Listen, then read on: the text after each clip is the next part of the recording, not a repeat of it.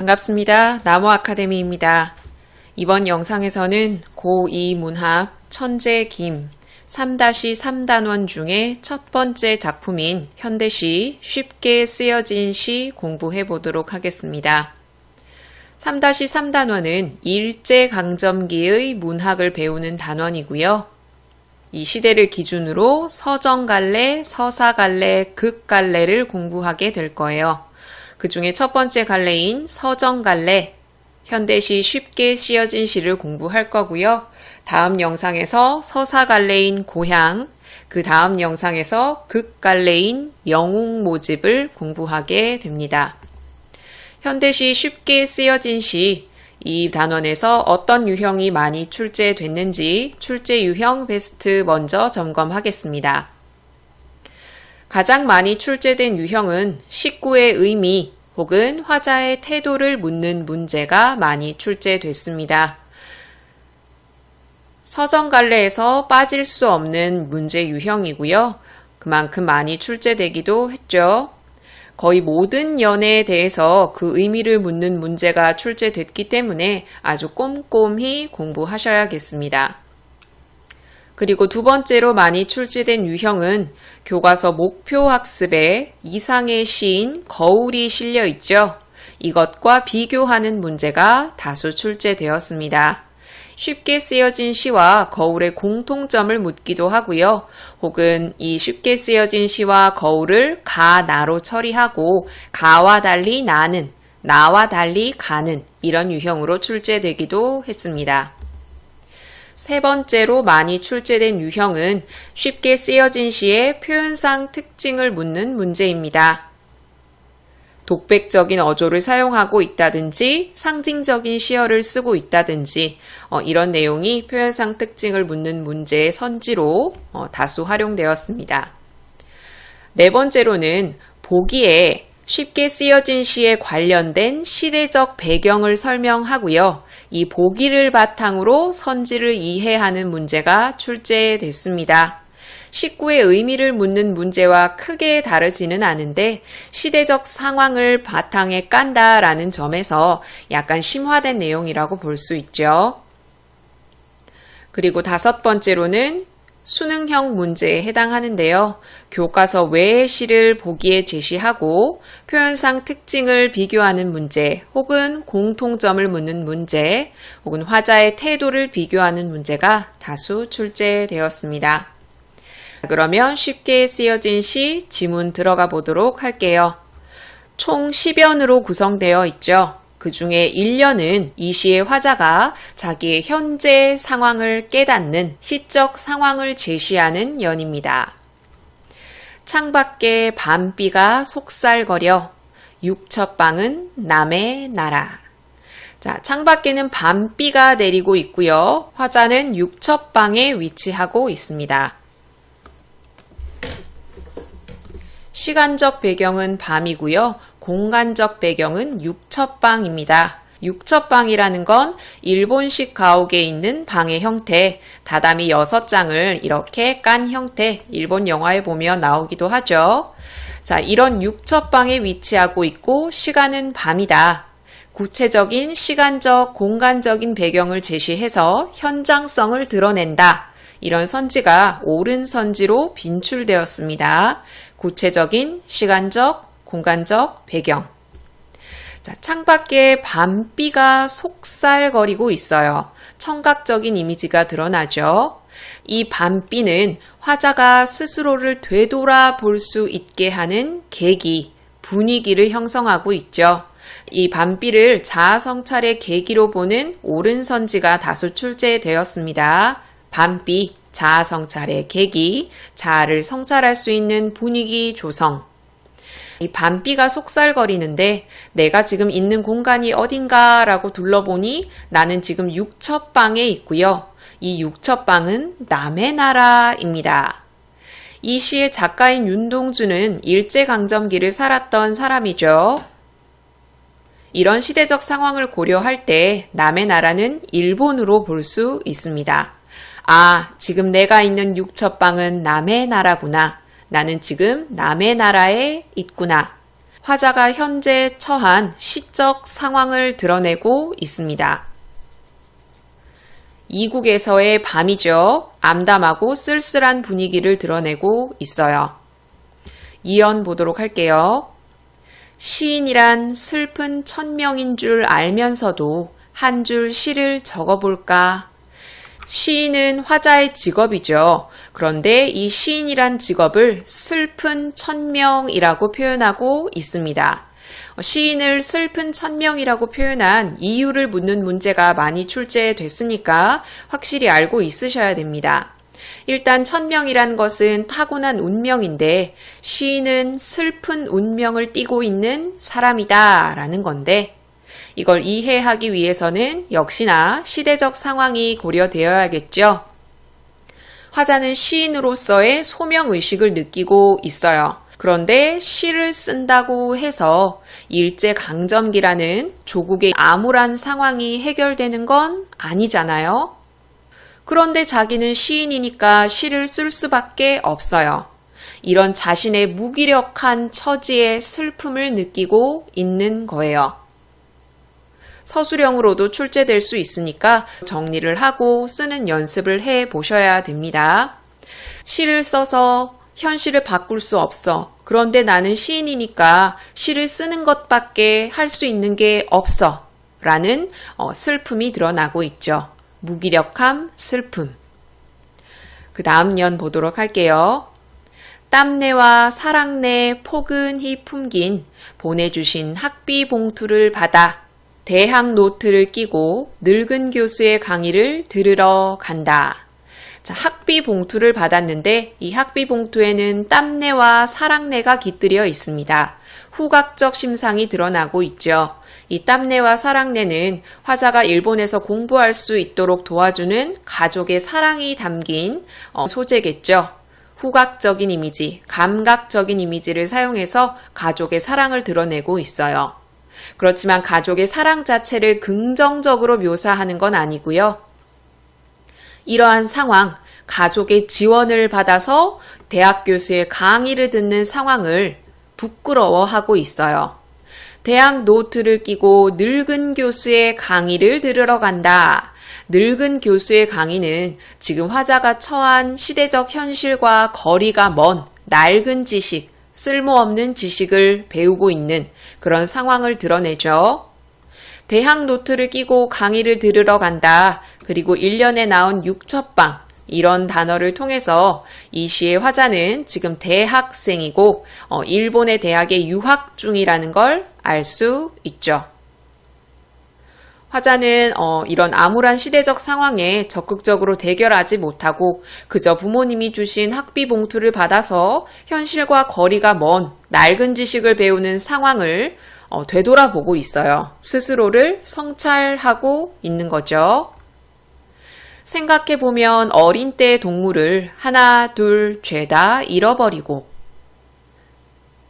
행복했던 유년 시절을 떠올려 보고 있죠. 그런데 지금 그들을 죄다 잃어버렸다라고 표현하고 있는 걸로 봐서 화자는 지금 어린 때의 친구들과 떨어져서 일본에서 외롭고 쓸쓸하게 시간을 보내는 상황이다라는 걸 알 수 있죠. 나는 무얼 바라 나는 다만 홀로 침전하는 것일까? 자, 앞에서 언급했던 이런 상황 학비 봉투를 받아서 늙은 교수의 강의를 듣고 어린 때 동무도 모두 잃어버리고 그럼 나는 도대체 왜 살지? 라는 인식을 드러내는 거예요. 이 시에서는 두 가지의 나가 등장을 하죠. 이 파란색 표시를 한 나는 현실적 자, 지금 소극적으로 행동하고 있고 부끄러워하고 있는 자, 화자가 부정적으로 생각하는 자라고 볼 수 있죠. 도대체 이런 나는 뭘 바라서 침전하는 것일까? 침전이라는 건 가라앉는다, 하강적인 이미지를 드러내고 있죠. 이 침전하는 모습은 무기력한 삶을 사는 나, 혹은 스스로를 성찰하는 나, 이렇게 두 가지로 볼 수 있어요. 무기력한 삶, 성찰하는 삶, 이 두 가지를 침전의 의미로 볼 수 있죠. 화자는 끝도 없이 가라앉고 있어요. 도대체 나는 왜 이렇게 살지? 하고 의문을 품고 있어요. 나는 왜 유학을 하고 있지? 나는 왜 시를 쓰고 있지? 무슨 의미가 있지? 무슨 목표가 있지? 스스로를 되돌아보고 있습니다. 되돌아본 결과 이런 결과를 내놓습니다. 인생은 살기 어렵다는데 시가 이렇게 쉽게 씌어지는 것은 부끄러운 일이다. 자아 성찰의 결과 자기의 삶을 부끄럽다고 말하고 있어요. 윤동주의 시를 부끄러움의 시라고 흔히 얘기를 하죠. 이 시에서 역시 스스로의 삶을 부끄럽다고 이야기하고 있습니다. 왜 부끄럽습니까? 시로는 세상을 변화시킬 수 없기 때문이고 다른 사람들은 다 치열하게 삶을 살고 있는데 자기는 편하게 유학 생활을 하면서 시를 쓰고 있기 때문입니다. 그런 삶이 부끄럽다는 거죠. 자아 성찰의 결과를 얻었어요. 육첩방은 남의 나라, 창밖에 밤비가 속살거리는데 이것은 일련의 내용을 그것도 그대로 반복한 것이 아니라 변주해서 반복하고 있죠. 첫 행과 두 번째 행을 바꾸어서 제시를 하고 있습니다. 그러니까 일련에서 인식했던 현실 상황과 조금 다르다는 거죠. 태도의 변화를 보이는, 인식의 전환을 보이는 연이 바로 이 8년입니다. 1행과 2행을 바꾸어 제시함으로써 화자가 어떤 태도의 변화를 보이는구나 라는 걸 알 수 있죠. 이 8년을 기점으로 앞에서 보였던 무기력한 삶, 소극적인 삶, 이것에서 조심스럽지만 능동적인 태도로 변화를 해요. 구연 볼게요. 등불을 밝혀 어둠을 조금 내몰고 시대처럼 올 아침을 기다리는 최후의 나. 자, 또 다른 나가 등장하는데 여기에서 등장하는 나는 유견에서 보았던 나와 달라요. 최후의 나는 내면적인 자아, 현실 극복 의지를 지닌 긍정적인 자아입니다. 이 나는 시대처럼 올 아침을 기다릴 거예요. 시대를 시간이라고 이해하시면 편한데 여러분 시간이 흐른다는 건 자연스러운 사실이고 거스를 수 없는 사실이죠. 이처럼 아침은 언제고 반드시 온다 라는 걸 시대처럼 이라는 이 시어를 활용해서 표현하고 있어요. 이때 아침이란 조국의 광복, 독립을 의미하겠죠. 시간이 흐르는 것이 당연한 것처럼 조국이 광복된다는 건 당연한 사실이다. 조국의 광복을 확신하는 태도를 드러내고 있죠. 이 아침을 기다리는 건 최후의 나입니다. 최후까지 이러한 나는 조국의 광복을 믿고 기다리겠다.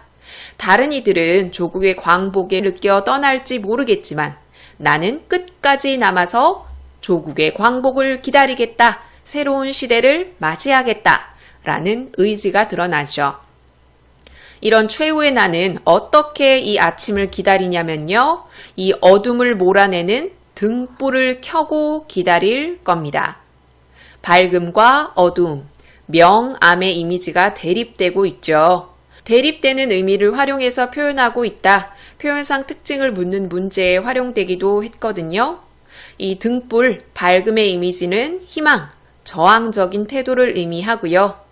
이 등불을 통해 몰아내고자 하는 어둠은 당연히 어두운 암울한 시대적 현실, 일제강점기를 의미합니다.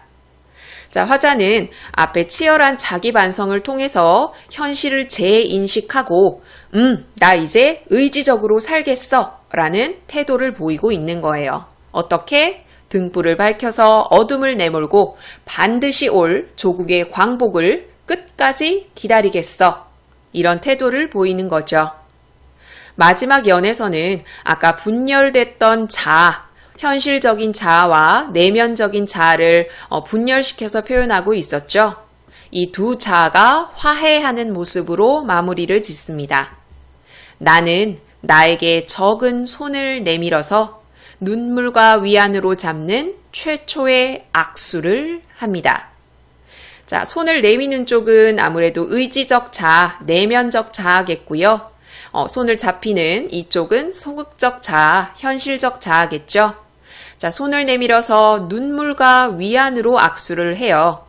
이런 자아가 화해를 한 후에 현실과 대결하는 삶은 아무래도 만만한 삶은 아니겠죠. 가시밭길 같을 거예요. 그런 스스로의 삶에 대한 위로라고 볼 수 있겠죠. 너 앞으로 아주 고된 삶을 살게 될 거야. 그런 삶을 응원하고 위로한다 라는 의미가 눈물과 위안으로 표현되고 있습니다. 그리고 이 둘이 잡는 악수는 이 두 자아가 화해했다, 화합했다 이런 모습을 표현하고 있는 걸로 볼 수 있죠. 대립적인 시어죠. 이 두 가지의 나, 이런 대립적인 시어를 활용해서 자아의 분열과 화해를 표현하고 있습니다. 윤동주의 쉽게 쓰여진 시는 어두운 시대 현실 속에서 치열하게 성찰하는 삶이라는 주제의식을 드러내고 있습니다. 구체적인 시공간적 배경을 드러내면서 현장성을 얻고 있고요. 그리고 고백적인 어조를 띠고 있어요. 이 고백적인 어조를 사용하고 있다는 거 보기에 교과서 외의 시를 제시하고 이 시와 비교하는 문제에서 옳은 선지로 자주 활용된 부분입니다. 그리고 독백적인 어조죠. 다른 대상에게 말을 거는 어투가 아니에요. 그리고 상징적인 시어, 등불과 아침도 상징적인 시어로 볼 수 있고 이 나도 상징적인 시어로 볼 수 있죠. 이런 시어를 통해서 두 자아가 대립하고 화해하는 모습을 드러내고 있습니다. 그리고 이 시의 화자는 시상이 전개됨에 따라 심리, 태도가 변화하고 있죠. 8년을 기점으로 나뉠 수 있는데 이 앞에서는 외로움을 느끼고 자기 삶의 부끄러움을 느끼는 소극적인 태도를 보이다가 8년을 기점으로 조심스럽지만 능동적인 태도로 변화하고 있어요. 그리고 시대적 상황을 보았을 때 여기서 얘기하는 아침 그리고 어둠 이것이 무엇을 의미하는지 알고 계시죠? 조국의 광복, 일제강점기의 상황을 의미합니다. 교과서 적용학습에 보면 이 상의 거울을 같이 제시하고 있어요. 우리는 쉽게 쓰여진 시와의 공통점과 차이점을 중심으로 간단하게만 살펴볼게요. 여기에서도 파란색과 노란색으로 뭔가 나뉘어 있죠. 쉽게 쓰여진 시와 거울 모두 화자가 분열되어 있어요. 이 노란색 부분은 내면적 자아, 이 파란색 부분은 현실적 자아. 자아의 분열이 보인다는 점에서 공통점이 드러나고요. 그리고 차이점이라고 본다면은 쉽게 쓰여진 시는 분열된 자아가 화합하면서 마무리되지만 이 시는 분열된 자아의 모습을 드러내고 표현하는 데 그치고 있어요. 자아의 화합이 보이고 있지 않죠. 이것 외에도 시대적 상황을 고려하면 같은 시대적 상황에서 고민하는 화자의 모습을 드러낸다. 이런 점도 공통점으로 꼽을 수 있겠죠. 거울에 사용된 역설적인 표현법, 이것을 활용한 문제가 출제되기도 했고요. 쉽게 쓰여진 시와 비교하는 문제뿐만 아니라 단독 문제도 많이 출제되었기 때문에 시어의 의미나 표현법까지 확실히 공부를 하셔야겠어요.